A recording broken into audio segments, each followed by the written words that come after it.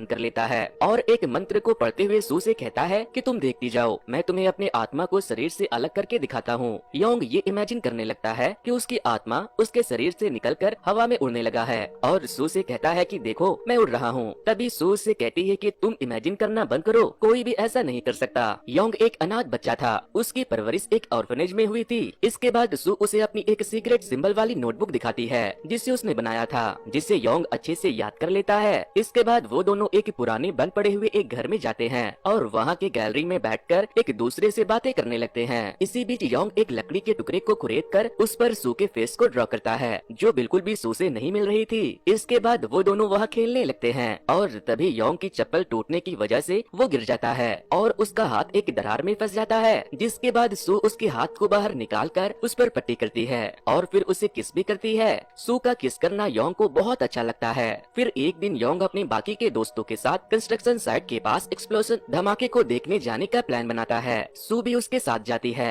लेकिन रास्ते में सू को एक पेड़ के नीचे बनी एक गहरी गुफा दिखाई देती है, इसीलिए वो सारे लोग उसके अंदर चले जाते हैं जहाँ बहुत अंधेरा था। लेकिन वो लोग जब गुफा के अंदर पहुँचते हैं तो उन्हें पानी के एक छोटे से तालाब के अंदर से बहुत ही चमकीली रोशनी निकलती हुई दिखाई देती है, जो कि पानी के अंदर रखे एक पत्थर से आ रही थी। सू को लगता है कि शायद वो किसी मिटियोर का टुकड़ा है, वो उसे देखना चाहती थी। इसीलिए योंग सू से कहता है कि तुम दूसरी तरफ देखो, मैं जाकर तुम्हारे लिए उसे लेकर आता हूँ। सू अपने फेस दीवार की तरफ करके खड़ी हो जाती है और योंग अपने कपड़े उतार कर तालाब में कूद जाता है। वो तैरकर उस पत्थर के पास पहुँच जाता है और फिर उसे लेकर बाहर आ जाता है, लेकिन उस स्टोन के पानी से बाहर आते ही वो चमकना बंद कर देता है। जिस चीज को उन लोगों ने पत्थर समझकर बाहर निकाला था, असल में वो किसी जानवर का अंडा मालूम पड़ रहा था। वो लोग उस अंडे को अपने साथ लेकर गुफा से बाहर आ जाते हैं। तभी योंग उन्हें बताता है कि मेरे दादाजी ने मुझे बताया था कि फुल मून के रात को इस पहाड़ पर एक गुफा पेयर होता है, जरा देखो तो आज फुल मून है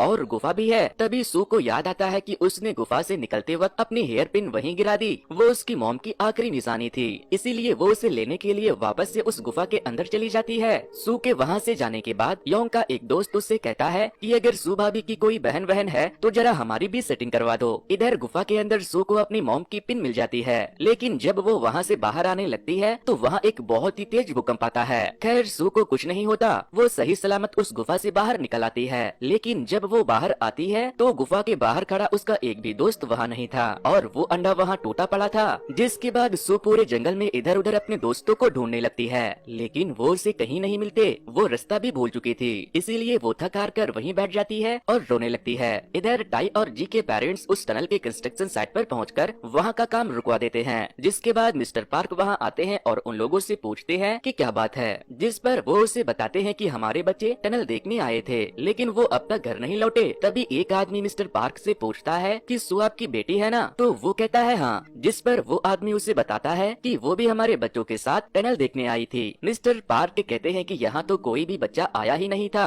हो सकता है कि वो लोग अभी भी पहाड़ी के ऊपर ही होंगे। इसीलिए सुबह होते ही पूरी पहाड़ी की छानबीन शुरू करवा दी जाती है और काफी ढूंढने पर उन्हें सू जंगल में बेहोश पड़ी मिलती है, जिसे एक एम्बुलेंस से हॉस्पिटल भेज दिया जाता है। लेकिन बाकी के बच्चे अभी भी मिसिंग थे, इसीलिए पुलिस उससे पूछताछ करने के लिए हॉस्पिटल पहुँच जाती है। पुलिस उससे पूछती है कि बाकी के बच्चे कहाँ है, तो वो बताती है कि हमें एक गुफा के अंदर एक चमकदार अंडा मिला था, हम लोग उस अंडे को लेकर बाहर आ गए, लेकिन मेरी मॉम की हेयर पिन अंदर ही गिर गई थी, इसीलिए मैं उसे लेने अंदर चली गई। लेकिन जब मैं गुफा से बाहर आई तो वहाँ कोई भी नहीं था और वो अंडा भी टूट गया था। जिसके बाद पुलिस उसे उस गुफा के पास ले जाने को बोलती है ताकि वहाँ जाकर वो बाकी के बच्चों से जुड़े कोई सुराग ढूंढ पाए। लेकिन काफी ढूंढने पर भी सू को वो गुफा नहीं मिलता, इसीलिए सारे लोग सू को झूठी समझने लगते हैं। तभी उन्हें एक बच्चे की डेड बॉडी मिलने की खबर मिलती है। ये सुनते ही बहुत सारे पेरेंट्स घबरा जाते हैं और जब वो लोग उस डेड बॉडी के पास जाते हैं तो उन्हें जी की डेड बॉडी एक गड्ढे में दफन मिलती है। पोस्टमार्टम में उसकी मौत का असल वजह अस्थमा बताया जाता है। अगले दिन एलन के बहुत सारे लोग मिलकर जी की मौत पर अफसोस जताते हैं। सू भी बाथटब के अंदर बहुत रोती है और इसी दौरान वो योंग के साथ बिताए अपने बेस्ट मोमेंट को भी याद करती है। नेक्स्ट डे जब तीसरे बच्चे टैसीक का भाई स्कूल जा रहा था तो उसे घर के बाहर टैसीक के कपड़े मिलते हैं और फिर पुलिस को जी के भी कपड़े मिल जाते हैं। जिसके बाद ये खबर बिल्कुल आग की तरह पूरे न्यूज में फैल जाता है। वहीं सू को अपने घर के बाहर किसी के होने का एहसास होता है। वो जब बाहर जाती है तो वो वहाँ से किसी को भागते हुए देखती है, इसीलिए वो उसका पीछा करने लगती है और तभी उसे एक स्ट्रेंजर दिखाई देता है जो बार बार उसका नाम ले रहा था। वो स्ट्रेंजर सू के पास आता है और उसे छूने की कोशिश करता है, है वो डरने लगती है, जिस पर वो स्ट्रेंजर कहता है कि ये मैं योंग हूँ। लेकिन सू उसके बातों पर विश्वास नहीं करती और उससे डरकर भागने लगती है। भागते भागते वो अपने डैड के कार के सामने आ जाती है, लेकिन वक्त रहते मिस्टर पार्क अपनी कार को रोक लेते हैं और उसे रोता हुआ देखकर उससे पूछते हैं कि क्या हुआ। तो वो उसे बताती है कि कोई स्ट्रेंजर मेरा पीछा कर रहा था। जिसके बाद मिस्टर पार्क के पुलिस चीफ को वहाँ सू के प्रोटेक्शन के लिए बुला लेते हैं। चीफ सू से उस स्ट्रेंजर के कदकाठी के बारे में पूछते हैं तो वो उसे बताती है कि वो कह रहा था कि वो योंग है। तभी एक कांस्टेबल उन्हें एक डायरी ला कर देता है, जिसे देखकर सू कहती है कि ये मेरी डायरी है, इसीलिए वो उस डायरी को उसे दे देता है। सू इस डायरी को लेकर अपने कमरे में चली जाती है, जिसमें योंग ने उसके सिखाए उसी सिंबॉलिक लैंग्वेज में बहुत कुछ लिखा था। अब यहाँ से कहानी शिफ्ट होती है उस वक्त पर जब सू उस गुफा में हेयर पिन लेने गई थी और योंग अपने दोस्तों और अंडों के साथ बाहर रुका हुआ था। दरअसल जी और टाई उसे बार बार उस अंडे को फोड़ने के लिए कह रहे थे, लेकिन योंग जैसे ही उस अंडे को फोड़ता है आसमान में उड़ते हुए बर्ड्स आसमान में ही फ्रीज हो जाते हैं। योंग ये चीज सू को दिखाना चाहता था, इसीलिए वो उसके पास जाता है तो वो देखता है कि सू भी फ्रीज हो चुकी है, इसीलिए वो उसे वहीं छोड़कर बाहर आ जाता है और फिर अपने दोनों दोस्तों के साथ आइलैंड पर घूमने निकल जाता है। वो देखते हैं कि शहर की हर चीज फ्रीज हो चुकी है, यहाँ तक कि जी के मॉम और डैड भी, इसीलिए वो लोग खूब शोर मचाते हैं और जहाँ मन करता है वहाँ जाते हैं और अलग अलग जगह जाकर बहुत सारा टेस्टी खाना भी खाते हैं। लेकिन जी बिल्कुल मेरे तरह ही एक बहुत बड़ा भुक्कड़ था, वो टेस्ट के लिए अस्थमा के पंप को सक कर लेता है। अब हमें वापस से प्रेजेंट का सीन दिखाया जाता है, जहाँ पुलिस अभी भी योंग की तलाश कर रही थी। अब सू को भी योंग के बातों पर थोड़ा विश्वास हो गया था, इसीलिए वो वापस से अपने डैड के पास जाती है और उससे कहती है कि मैंने झूठ बोला था, मुझे कोई स्ट्रेंजर नहीं मिला था। जिसके बाद मिस्टर पार्क पुलिस चीफ को बुलाकर कहते हैं कि आप अपने आदमियों को वापस बुला ले, ये थोड़ी सी पागल है, इसने किसी स्ट्रेंजर को नहीं देखा था। अब सू आगे की कहानी पढ़ना शुरू करती है और कहानी वापस से शिफ्ट हो जाती है उसी समय पर जब समय रुक गया था, जहाँ जी बीमार हो चुका था, उसकी सांस फूल रही थी। लेकिन इस बात से अनजान टाई और योंग लाइब्रेरी में बैठकर किताबें पढ़ रहे थे। फिर जब वो लोग जी के पास जाते हैं तो वो मर चुका था। जी के मरने के बाद वो दोनों बहुत ज्यादा डर जाते हैं, जिसके बाद वो लोग एक गड्ढा बनाते हैं और जी को उसी गड्ढे के अंदर दफन कर देते हैं और उसके कपड़े को उसके निशानी के रूप में उसके पेरेंट्स को देने का फैसला करते हैं। इसी तरह से कई साल बीत चुकी थी। जी और योंग अब बहुत बड़े हो चुके थे, उन्हें किसी सामान को खरीदने के लिए पैसों की जरूरत तो नहीं पड़ती थी, लेकिन उन्हें लगता था कि एक दिन वापस से सब कुछ ठीक हो जाएगा, इसीलिए उन लोगों ने लोगों के जेब से पैसे चुराना भी शुरू कर दिया था। फिर एक दिन उन दोनों को रियलाइज होता है कि वो दोनों अब बहुत बड़े हो गए हैं, अब उन्हें वापस से सब कुछ पहले जैसा करने की कोशिश करनी चाहिए। इसीलिए योंग कई सालों के बाद एक बार फिर से सू के पास जाता है, लेकिन आज भी वो वैसी ही थी। उसे लगता है कि जब सब ठीक हो जाएगा तो सू उसे पहचान नहीं पाएगी, इसीलिए वो उस लकड़ी के टुकड़े को सू के घर जाकर एक बॉक्स में रख देता है, जिसके ऊपर उसने सू को ड्रा किया था ताकि वो उससे उसे पहचान ले। अब हमें प्रेजेंट का सीन दिखाया जाता है, जहाँ सू को वही लकड़ी का टुकड़ा मिलता है। इसके बाद हमें वापस से उसी फ्रीज हुए डैम का सीन दिखाया जाता है, जहाँ टाई बहुत परेशान था, क्योंकि इस तरह से रहते हुए उसकी उम्र बहुत बढ़ गई थी। उसे लग रहा था कि वो इसी तरह से मर जाएगा।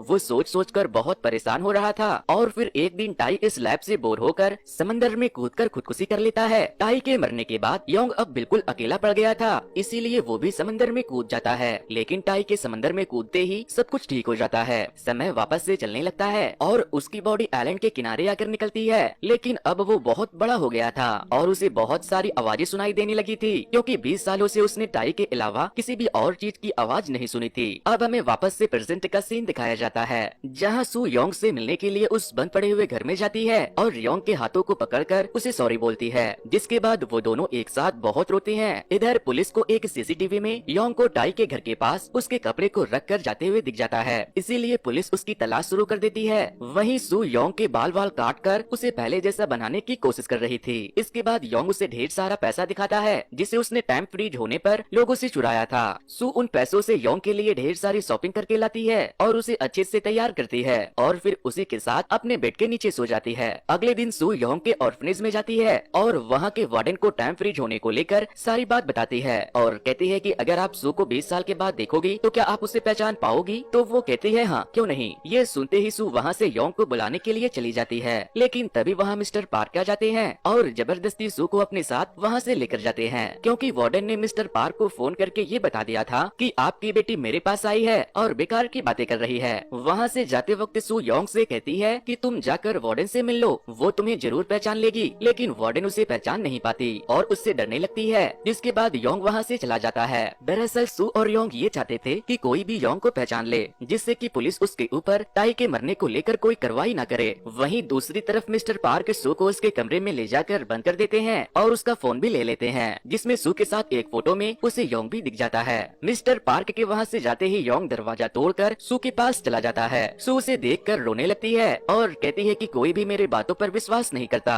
जिसके बाद योंग सू को अपने साथ लेकर वहाँ से चला जाता है। शाम को जब मिस्टर पार्क को सू घर पर नहीं मिलती तो वो पुलिस चीफ को इस बात की कंप्लेन कर देते हैं। इधर सू योंग को बताती है कि मैं जब दोबारा से उस गुफा में गई थी तो वहाँ पानी के नीचे फिर से लाइट आ रही थी। हो सकता है कि वहाँ कोई दूसरा अंडा भी हो, इसीलिए हमें वहाँ जाकर उस अंडे को निकालकर सबके सामने तोड़ना होगा ताकि वो लोग हमारे बातों पर विश्वास कर सके। लेकिन योंग उसे ऐसा करने से मना कर देता है क्योंकि उसे लग रहा था कि उसके ऐसा करते ही उसके दोस्तों की तरह सारे लोग मारे जाएंगे। इसके बाद वो दोनों वहाँ से भागने का प्लान बनाते हैं, इसीलिए वो दोनों सारे पैसों को लेने के लिए उस एबंडेंट घर में जाते हैं। लेकिन तभी मिस्टर पार्क वहाँ आकर योंग को मारकर सू को अपने साथ ले जाने लगते हैं। लेकिन योंग मिस्टर पार्क को रोकने लगता है और गुस्से में उसके ऊपर टेबल मारने वाला था, लेकिन तभी सू उसे रोकती है और इसके बाद वो दोनों वहाँ से भाग जाते हैं। जिसके बाद पुलिस मिस्टर पार्क से मिलने आती है, जहाँ वो उसे सू का फोन देते हुए उसे बताता है कि सू उसे योंग के नाम से बुला रही थी। जिसके बाद पुलिस पूरे आइलैंड पर नाकाबंदी करवा देते हैं और हर जगह योंग की तलाश शुरू कर दी जाती है। पुलिस से बचने के लिए योंग एक टैक्सी लेता है,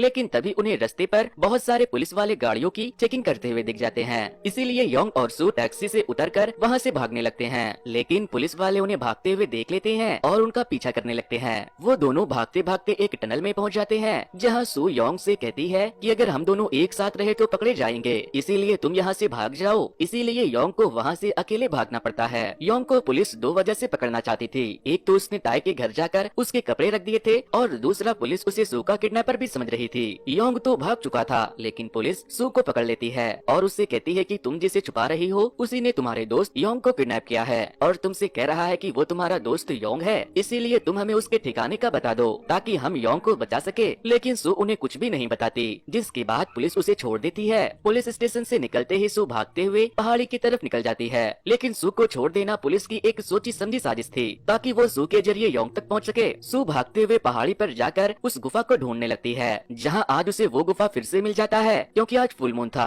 जिसके बाद सू उस गुफा के अंदर जाती है तो उसे वहां पानी के अंदर फिर से एक अंडा दिखाई देता है, इसीलिए वो अपने कपड़े निकालकर पानी के अंदर उस अंडे को लेने के लिए चली जाती है। लेकिन जैसे ही वो उस अंडे को लेकर गुफा से बाहर आती है तो उसे वहाँ पर योंग मिल जाता है और उस अंडे को उससे ले लेता है। सू उससे कहती है कि अंडा मुझे दे दो, लेकिन वो उसे अंडा देने से मना कर देता है क्योंकि उसे पता था कि वो उसे बचाने के लिए उस अंडे को सबके सामने फोड़ देगी। योंग कहता है कि मैं पुलिस को बोल दूंगा कि जी और टाई को मैंने ही मारा है, जिससे सब ठीक हो जाएगा। लेकिन सू उसे ऐसा करने से मना करती है और कहती है कि मैं अंडे को फोड़ दूंगी और वापस जरूर लौटूंगी और जब मैं आऊंगी तो हम दोनों की उम्र बराबर होगी। तभी वहाँ पर भूकंप आने लगती है और गुफा वाला पेड़ नीचे गिर जाता है। इसी बीच योंग उस अंडे को लेकर भागने लगता है और पुलिस उसे देख लेती है। पुलिस योंग का पीछा करने लगती है। वहीं योंग भागते भागते पहाड़ के एंडिंग पर पहुंच गया था। तभी वहाँ पर पुलिस आ जाती है और योंग को घेर लेती है। वो लोग योंग के ऊपर गन पॉइंट कर देते हैं, लेकिन सू योंग को कवर करके गन के सामने आ जाती है